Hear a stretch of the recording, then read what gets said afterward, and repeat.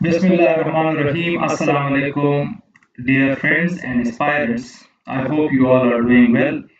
जैसे कि मैंने आप लोगों से वादा किया था कि हम एक English essays outline series start करने लगे हैं, जिसमें मैं पास्ट पेपर से डिफरेंट टाइप ऑफ टॉपिक्स लूंगा, टाइटल्स लूंगा और उनको मैं ब्रेक डाउन भी उनकी करूंगा और उन पर पूरा एक आउटलाइन भी डेवलप करूंगा। तो इस तरह आप लोगों को पता चल जाएगा कि हमारे पास जो टाइटल होता है, जो टॉपिक होता है, उसको ब्रेक डाउन कैसे करना है, उसमें कौन कौन से प्राइमरी हेडिंग्स बनेंगे, उसमें कौन कौन से सेकेंडरी हेडिंग्स बनेंगे, किसमें हम रिकमेंडेशंस देंगे, किसमें हम नहीं देंगे। तो वो तो बहुत ज्यादा डिटेल में मैं इसलिए नहीं जाऊंगा कि फिर हमारी हर एक वीडियो बहुत ज्यादा लेंथी हो जाएगी और आप लोगों के लिए उसको कैच करना वो डिफिकल्ट हो जाएगा। तो मैंने जो पहला इंतखाब किया है, ये टॉपिक मैं सीधा सीधा टॉपिक पे आता हूँ और साथ साथ जो भी चीजें होती होंगी वो मैं आप लोगों को साथ साथ बताता जाऊंगा।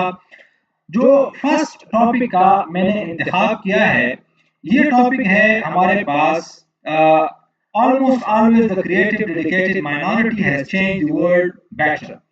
ये हमारा है टॉपिक नंबर 1। और ये टॉपिक जो है ये KPPMS 2022, यहाँ से मैंने ये टॉपिक लिया है। KPPMS 2022 का ये टॉपिक है, almost always the creative dedicated minority has change the world for better. Abstract essays से मैं इसलिए शुरू कर रहा हूं कि आप लोगों को these are the difficult essays. Argumentative essays और डिस्क्रिप्टिव एसेस से ये एसेस थोड़ी डिफिकल्ट होती हैं। इस वजह से मैंने शुरू इसी से किया है और मैं इसमें आप लोगों को पूरा गाइड करूंगा कि किस तरह इसका हमने ब्रेक डाउन करना है और किस तरह इसमें हमने आगे जाना है। देखिए, हम जब भी इंट्रोडक्शन लिखते हैं इंग्लिश एसे का, जब भी हम इंट्रोडक्शन लिखते हैं तो हम क्या करते हैं कि इंट्रोडक्शन में हमारे पास अ, 3 पार्ट्स होते हैं। इंट्रोडक्शन के हमारे पास 3 पार्ट्स होते हैं जब भी आप इंट्रोडक्शन को लिखेंगे।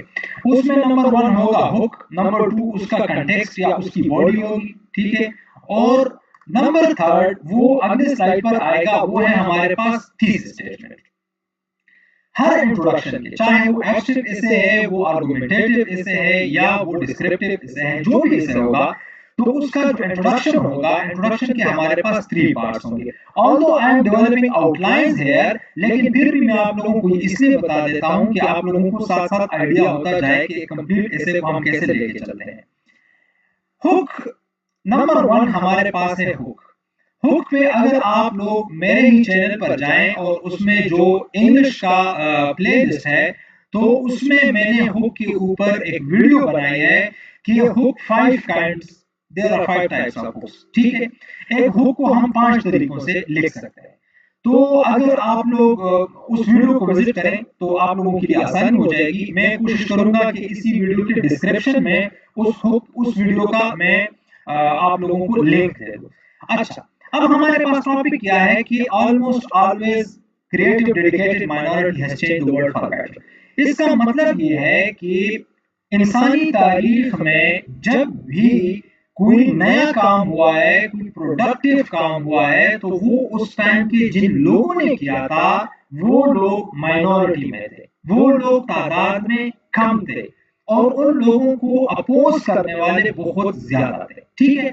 अब आप इसका हुक्म मुलाजा फरमाएं कि throughout history transformative changes rarely emerge from the majority. Instead, they were initiated by a small group of visionary, creative, and dedicated individuals who challenged prevailing norms and reshaped civilization. Prevailing norms को उन्होंने change किया और उनको challenge किया, ठीक है।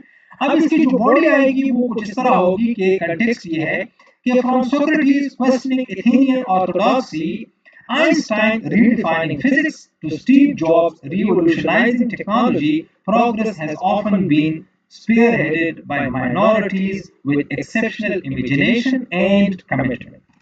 अब आप आ जाएं इसके थीसिस स्टेटमेंट पर। अब जब आप इसके थीसिस स्टेटमेंट को देखेंगे तो आपको आइडिया हो जाएगा कि इस ऐसे का मतलब क्या है। Although societies advance collectively का मतलब ये है कि इसमें मेजॉरिटी भी आ गया और माइनॉरिटी भी आ गया। The decisive catalyst of human progress have almost always been creative and dedicated minorities whose innovations in philosophy, science, religion, governance, arts and technology have transformed the world. अब आप देखें इसमें थीसिस स्टेटमेंट में philosophy का word आ गया, science का word आ गया, religion, governance, arts, technology. इसका क्या मतलब है? इसका मतलब यह है कि हमारे पास अगर थीसिस स्टेटमेंट में इस तरह के कीवर्ड्स आ गए तो it means we would be writing paragraphs on these points. इसका ये मतलब होता है थीसिस स्टेटमेंट में जब भी इस तरह की चीज आ जाए तो आपको समझ आनी चाहिए कि हम इस पर अब पैराग्राफ लिखेंगे।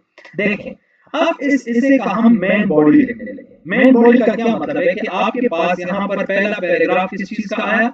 आपके पास पहला पैराग्राफ आया इंट्रोडक्शन का, ठीक है। दूसरा पैराग्राफ आप अगर फॉर एग्जांपल ओवरव्यू का देते हैं तो ठीक है, अगर आप ओवरव्यू का पैराग्राफ नहीं देते तो आपके पास अगला पैराग्राफ आएगा। इसी से आगे आप लिखेंगे how the dedicated minority has changed the world for better, ठीक है। अब आपने इस स्टेटमेंट के आगे एक हाउ लिख दिया। जब आप हाउ लिखेंगे ना, ये हाउ, यही आपका पूरा क्वेश्चन है। आपका पूरा ऐसे एब्स्ट्रैक्ट एसेज में अमूमन एक हाउ के लिखने से, फॉर एग्जांपल एक और एब्स्ट्रैक्ट एसे है, उसका टाइटल है कि classroom change the fate of a nation या the future of a nation या the destiny of a nation, for example, ठीक है। आप सीधा आप उसके सामने लिखिए how classroom decides the future of a nation, how classroom decides the fate of a nation, how classroom decide the destiny of a nation. जब आप हाउ लिखते हैं ना तो आपके साथ ये जितना भी है ना आपका क्वेश्चन इसी से हल हो जाता है। अब इस हाउ को जब हम लेकर आते हैं, आप इस हाउ को इधर ले आए, तो अब मैं इसको सब्स्टिट्यूट करूंगा फिलॉसफी से, साइंस से, टेक्नोलॉजी से, रिलीजन से, स्पोर्ट्स से, आर्ट से, ठीक है। रिलीजन मैंने लिखा कि हाँ रिलीजन है, ठीक है। इस तरह की कई चीजें हैं, टेक्नोलॉजी से, एनवायरनमेंट से, साइंस से, गवर्नेंस से, पॉलिटिक्स से, ये तमाम चीजें अब हमारे पास किस जिम्मे में आती है? हाउ के जिम्मे में आती है। आपने इस स्टेटमेंट के सामने हाउ लिख दिया तो हाउ से आपके जहन में कई चीजें आ गई, ठीक है। अच्छा, आप यहाँ पर ये सोचेंगे कि सर को चाहिए कि यहाँ पर एक ब्रेनस्टॉर्मिंग का भी सेशन करें कि फॉर एग्जांपल हम कैसे ब्रेनस्टॉर्मिंग करते हैं। ये हाउ जो है ना, ये बेसिकली आपके ब्रेनस्टॉर्मिंग का टूल है, ठीक है, कि आपने इसी से ब्रेनस्टॉर्मिंग करनी है। मसला ये है कि हमारे पास टाइम शॉर्ट है। मेरी ये वीडियो अगर बहुत ये लेंथी हो जाएगी तो मुझे पता है कि फिर आप लोग नहीं देखेंगे, क्योंकि अटेंशन स्पैन मुझे पता है आप लोगों का कितना है। इस वजह से मैं उसके ऊपर अलग वीडियो बनाऊंगा कि हाउ टू डू ब्रेनस्टॉर्मिंग, मैं उसके ऊपर अलग वीडियो बनाऊंगा, ठीक है। इंट्रोडक्शन के ऊपर मैं अलग वीडियो ऑलरेडी मेरे हैं भी अपलोडेड, और उसके ऊपर मैं और वीडियोस बनाऊंगा। तो यहाँ पर मैं आप लोगों को सिर्फ आउटलाइन को बिल्ड करना सिखाता हूँ कि आप लोगों ने आउटलाइन को कैसे बिल्ड करना, ठीक है। अच्छा, अब हम आगे अपने पॉइंट पे। हाउ के बाद मैंने आपको कहा कि हम शुरू करेंगे, तो आपके पास पहला पॉइंट क्या है? मैंने पहला पॉइंट किससे दिया? फिलॉसफी से। philosophical thought, minority thinkers shaping moral and intellectual progress। देखिए, moral and intellectual progress, दुनिया में अगर moral progress हुआ है या intellectual progress हुआ है तो वो उस टाइम के कम लोगों ने किया था। एक बंदा था या दो था या 10 थे या 20 थे, और उनने जो existing structures थे, they had challenged those existential and those existing structures, ठीक है। अब यहाँ पर आप आ जाए कि philosophers often represent a small intellectual minority challenging dominant beliefs। यही बात मैं कर रहा हूँ कि जो उस टाइम के existing और dominant beliefs होते हैं वो उनको चैलेंज करेंगे। आपके पास जो एग्जांपल्स हैं, सोक्रेटिस, प्लेटो, एरिस्टोटल, कार्ल मार्क्स, कन्फ्यूशियस, मैं उनके डिटेल में नहीं जाता, वो आप लोगों को नजर आ रहा है, उसके सामने चीजें लिखी हुई हैं। उन्होंने फिलोसॉफिकल थॉट के अंदर जो चेंज आ गया, और उस टाइम के जो थिंकर्स थे, and they were minority at that time, so what was the impact of their work? Impact ये था कि provide framework for ethics, justice, governance and social organization. तो आपके पास पहला पॉइंट आर्गुमेंट बिल्ड हो गया। लेकिन यहां पर आप रुके, मैं आप लोगों को बहुत काम की बात बताने लगा हूं। वो बात ये है कि ये जो मैंने आप लोगों को यहाँ पर ये पूरा स्ट्रक्चर दिया है, ये आप देखिए, ये पूरा पैराग्राफ है। पैराग्राफ कैसे है देखिए, मैं आप लोगों को थोड़ा सा समझा देता हूं। ये कैसे पैराग्राफ है। ये पैराग्राफ इस तरह है कि आप देखें जी, आप अगर इसके पहले सेंटेंस को देखें तो आपके पास जो पहला सेंटेंस है वो क्या है जनाब,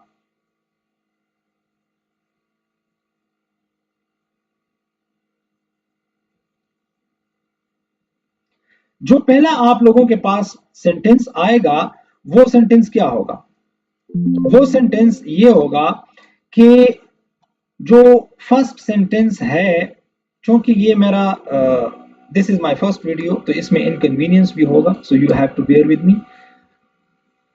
और मैं यूज भी कर रहा हूं for the first time, I am using my pen, so I would be facing some अच्छा, ये देखें आप, philosophers often represent a small intellectual minority challenging dominant, ये आपका है ओपनिंग स्टेटमेंट, ठीक है। फिर ये उसकी एक्सप्लेनेशन है। ये थर्ड सेंटेंस, ये देखें, ये थर्ड सेंटेंस एग्जांपल है। यहां पर आपने क्या करना है, यहां पर आपने एग्जांपल्स देने हैं एक दो लाइंस में, और ये आपका सेकंड लास्ट सेंटेंस है। और आपका जो लास्ट सेंटेंस होगा, लास्ट सेंटेंस वो क्या होगा, वो आपका अगेन थीसिस स्टेटमेंट के साथ आप कनेक्ट करेंगे। इसी तरह आपका एक पैराग्राफ लिखिए। ये मैंने आपको बेसिकली पूरे एक पैराग्राफ का स्ट्रक्चर दिया है, ठीक है। हम आगे बढ़ते हैं। दूसरा पॉइंट जो हमारे पास है वो क्या है, वो दूसरा पॉइंट मैंने कहां से उठाया है, वो मैंने रिलीजन से उठाया। पहला कौन से उठाया था मैंने, फिलॉसफी से, पहला मैंने फिलॉसफी से उठाया था। दूसरा पॉइंट मैंने कहां से उठाया, रिलीजन से। Religious reforms, spiritual revolutions led by individuals or small groups. Individuals में रिलीजन्स जितने भी हैं आपके पास, जितने पैगंबरान हैं, ठीक है, आप वो देखें, रसूलुल्लाह सल्लल्लाहु अलैहि वसल्लम देखें, हजरत ईसा अलैहिस्सलाम देखें, हजरत मूसा अलैहिस्सलाम देखें, अब उनके साथ उसका भाई भी था, तो इस वजह से मैंने यहां पर लिखा है कि स्मॉल ग्रुप्स में थे, ठीक है। ईसा अलैहिस्सलाम के साथ उनके 12 हवारी थे, तो स्मॉल ग्रुप था वो, ठीक है। अच्छा जी, अब आप देखिए एग्जांपल देखिए, रसूलुल्लाह सल्लल्लाहु अलैहि वसल्लम, prophet Muhammad peace be upon him, ये है बुद्धा, ठीक है, और मार्टिन लूथर है। इन्होंने एग्जिस्टिंग थॉट्स जो थे, बिलीव्स जो थे, उनको चैलेंज किया, और उसका इंपैक्ट क्या हुआ कि influence the moral values, social justice and cultural identity. यहां पर सेम वही पैराग्राफ का स्ट्रक्चर आएगा। आपके पास ये ओपनिंग स्टेटमेंट है, ठीक है, यहां पर इसकी एक्सप्लेनेशन दें, यहां पर एग्जांपल से सब्सटेंशिएट करें, यहां इंपैक्ट्स दें, सेकंड लास्ट है। 5-6 सेंटेंसेस में आपका पैराग्राफ वो आपके साथ सब्सटेंशिएट भी हो गया और कंप्लीट भी हो गया। अगला पॉइंट नंबर 3, वो मैंने कहां से लिया है, थर्ड नंबर पॉइंट मैंने उठाया है साइंटिफिक ब्रेक थ्रू से, साइंटिफिक इन्वेंशन से। स्मॉल इनोवेटर्स एक्सपेंडिंग ह्यूमन, ये मेरा फेवरेट है, क्योंकि मैं खुद मैकेनिकल इंजीनियर हूं, और मैकेनिकल इंजीनियरिंग में जितने भी आप लोगों को नजर आते हैं, चाहे वो जेट प्लेन है, एरोप्लेन है, डीजल इंजन है, पेट्रोल इंजन है, जितनी भी इनोवेशंस हैं उसके पीछे बहुत बहुत बड़ी बड़ी वो कहानियां हैं, बहुत बड़ी उनके पीछे हार्डशिप्स हैं, स्ट्रगल्स हैं। देखें जी, science advances through individual curiosity and minority research communities. Galileo को तो आप लोगों को पता है ना, उस बेचारे का क्या हाल कर दिया था जब उसने कहा था कि इट स्टिल मूव्स, ठीक है। एग्जांपल्स दें कि आइजैक न्यूटन है, अल्बर्ट आइंस्टाइन है, एंड मैरी क्यूरी। ये आपके पास क्या है, रेडियोएक्टिविटी को जिसने किया, इंपैक्ट आया कि modern medicine, space exploration and technological developments. ये भी पूरा पैराग्राफ है। चौथा जो पॉइंट मैंने उठाया है वो पॉइंट मैंने टेक्नोलॉजी से उठाया, ठीक है। There is a difference between science and technology, आप लोगों को पता होना चाहिए। टेक्नोलॉजिकल इनोवेशन में आप देखें कि entrepreneurs and innovators transforming society. जब बिल गेट्स कंप्यूटर को बना रहा था, उसकी प्रोग्रामिंग को, उसके बाइनरी ऑपरेशंस में वो लगा हुआ था, तो हर कोई कहता था ये पागल है, ठीक है। स्टीव जॉब्स जब लगा हुआ था, काम कर रहा था, इलान मस्क को आज भी लोग कहते हैं ये पागल है, ये किस तरह की बातें करता है, स्पेस पे जाना है, ये वो। तो टेक्नोलॉजिकल इनोवेशंस भी माइनॉरिटीज ने की, और उनका इंपैक्ट देखें, डिजिटल कनेक्टिविटी। ये जो मैं वीडियो बना रहा हूं आप लोगों के लिए अपलोड करूंगा, तो कैसे, इसी वजह से। प्रोडक्टिविटी, ठीक है, मैस प्रोडक्शन, इसका मतलब है मैस प्रोडक्शन, ठीक, और ग्लोबल कम्युनिकेशन, सारा किस वजह से। अब मैं थोड़ा सा तेज जाऊंगा ताकि आप लोगों को आइडिया हो गया कि पॉइंट्स कैसे हैं, कहां से उठाने हैं, किस तरह पॉइंट्स बिल्ड करने हैं और उनको फिर सब्सटेंशिएट कैसे करना है। तो मैं थोड़ा सा आगे तेज बढ़ूंगा क्योंकि वीडियो मैं नहीं चाहता कि इसकी लेंथ बहुत ज्यादा हो जाए, ठीक है। अब मैंने अगला पॉइंट उठाया पॉलिटिक्स से। पॉलिटिक्स में मैंने किन की एग्जांपल्स दी, नेल्सन मंडेला की, मोहम्मद अली जिन्ना की एंड जॉर्ज वाशिंगटन की। उनका इम्पैक्ट क्या हुआ, डेमोक्रेटिक इंस्टीट्यूशंस वजूद में आई, ह्यूमन राइट्स का आप लोगों के सामने है, ठीक है। अगला पॉइंट हमारे पास है social reform movement. Social reform movement, ये हमारे पास सोसाइटी से ये पॉइंट आ गया और ये भी माइनॉरिटी ने किया, ये सोशल इनजस्टिस के खिलाफ खड़े हो गए। इनमें Martin Luther king junior, Malala Yousafzai education के लिए, ठीक है, एंड रोसा पार्क्स, ठीक है।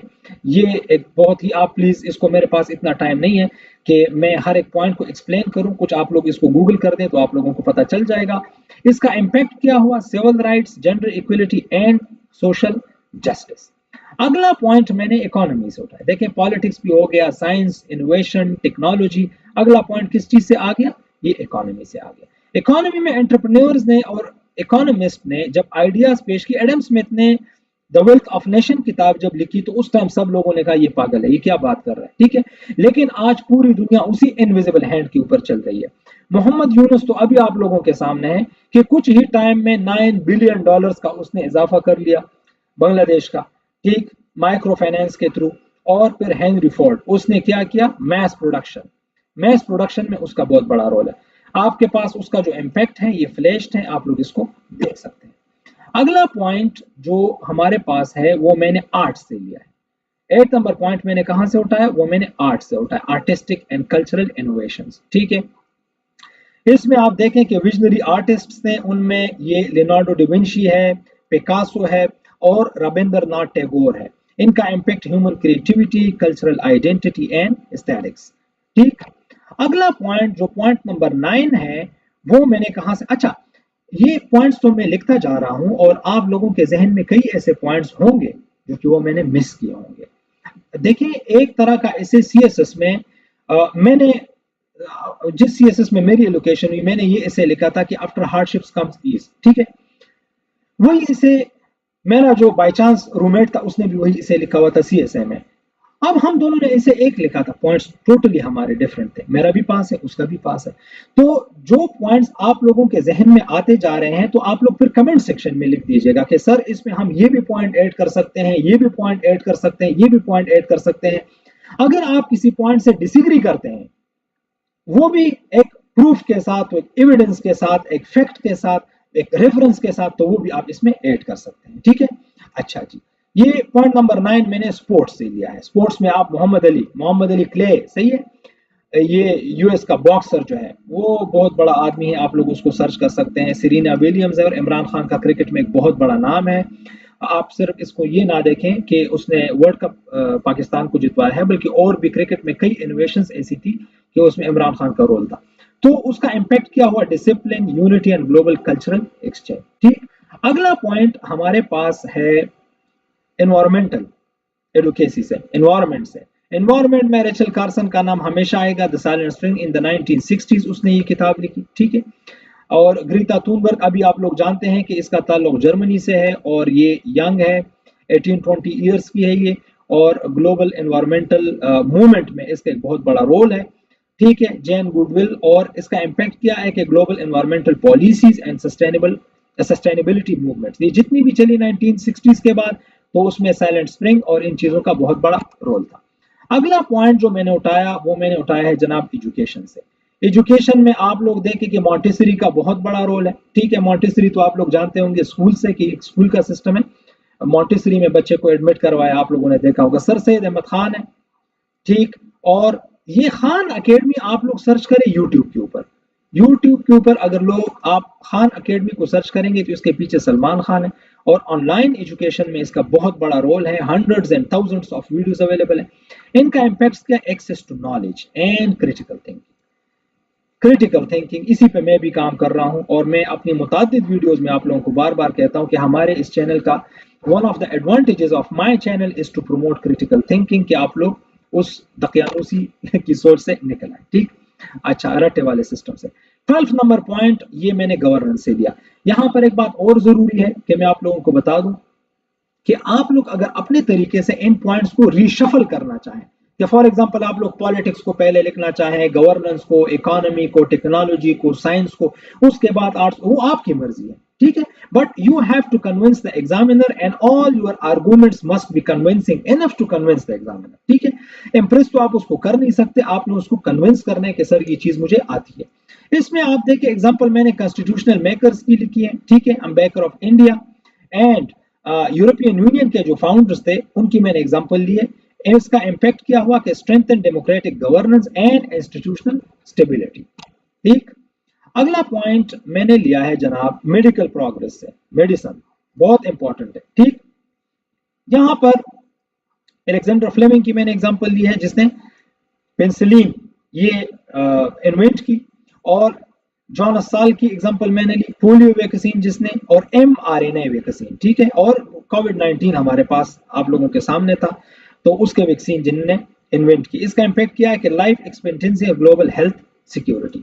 अच्छा जी, अगला पॉइंट मैंने डिजिटल नॉलेज, डिजिटल नॉलेज अगर कोई इसको बहुत ऊपर लिखना चाहे तो बिल्कुल लिख सकता है।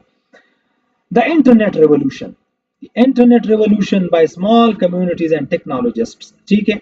टिम बर्नर्स ली बड़ा फेमस नाम जिसने www, हम लिखते हैं ना कि www.google.com, ये www जिसने इन्वेंट किया उसका नाम ये है। विकिपीडिया, हम सारा डेटा उसी से एक्सट्रैक्ट करते हैं, उसी से लेते हैं, एन ओपन सोर्स कम्युनिटी, ठीक है जी। लिनक्स, इसका इम्पैक्ट क्या हुआ, knowledge accessibility and global collaboration. हमें जो भी चीजें मिलती हैं हम दिन में कितनी बार सर्च करते हैं, तो वो किससे, हमें वो इसी तरह के वेबसाइट से मिलता है। अगला पॉइंट जो मैंने उठाया वो है minority creativity as the engine of civilizational progress, ठीक है। ये आर्नोल्ड बहुत बड़ा हिस्टोरियन है, argued that civilization is drawn with creative minorities respond to the challenges with innovative solutions, innovative solution, ठीक है, वही रटे रटाए सॉल्यूशन नहीं, इनोवेटिव सॉल्यूशन। रेनेसांस के थिंकर्स यूरोप में, scientific revolution communities and silicon valley innovators in USA, ठीक है, इनका इम्पैक्ट हुआ। Progress often begins with visionary minorities before being adopted by the majority. Majority तो पहले उनको क्या करता है, उनके रास्ते बंद करता है ना, ये तो फिर माइनॉरिटी होती है जो कि सेक्रीफाइसेस देती है। अच्छा जी, अब अगर फॉर एग्जांपल आपका इसे हो गया, आपने 15 पॉइंट्स लिख दिए, एक इंट्रोडक्शन लिखा, एक ओवरव्यू लिखा, फिर उसके बाद आपके 15 पॉइंट्स हो गए। अगर आप एग्जामिनर को दिखाना चाहते हैं कि सर इसका एक काउंटर पर्सपेक्टिव भी हो सकता है, तो उसके लिए एक पैराग्राफ आप लिखें, while creative minorities initiate change, societal transformation requires the participation and acceptance of the majority। ये काउंटर उसका पर्सपेक्टिव है कि अगर मेजॉरिटी उसको एक्सेप्ट ना करें तो वो जो चीज है वो कामयाब नहीं हो सकती। For example civil rights movement succeeded only when public opinion shifted. अब देखो जो पब्लिक ओपिनियन शिफ्ट हो गया तो वो किसका हो गया, वो मेजॉरिटी का हो गया ना। माइनॉरिटी ने तो उसको डेवलप कर दिया, लेकिन मेजॉरिटी ने उसको, इन माइनॉरिटीज ने डेवलप किया, इन मेजॉरिटीज ने एक्सेप्ट किया, तो वो प्रमोट हो गया। Scientific discoveries require institutional support and mass adoption, ठीक है। 10 minorities innovate but societies collectively implement change, collectively, ठीक। ये मैंने स्टार्ट में भी थीसिस स्टेटमेंट में ये बात बताई थी। अब हम आते हैं कंक्लूजन पे। देखो आउटलाइन में हम सिर्फ लिखते हैं कंक्लूजन, लेकिन यहाँ पर मैंने आप लोगों के सामने एक कंक्लूजन का एक सैंपल लिखा है। This is a sample. Conclusion की लेंथ काफी ज्यादा होती है, ऑलमोस्ट 180 to 200 220 वर्ड्स होते हैं, लेकिन मैंने इसको यहाँ पर कंक्लूड किया है कि history consistently demonstrate like civilization advances through the courage, creativity and perseverance of dedicated minorities who challenge conventions and envision better futures. From philosophers and scientists to activists and entrepreneurs, these individuals ignite transformative ideas that gradually permeate societies. However, the true power of such minorities lies not only in their originality but also in their ability to inspire the broader community to embrace progress. Consequently, while the majority sustains and spreads change, it is the creative and dedicated minority that almost always lights the path toward a better world. I hope कि आप लोगों को इसकी समझ आ चुकी होगी, और मैंने कोशिश कर ली कि आप लोगों के लिए एक आउटलाइन बिल्ड करूं।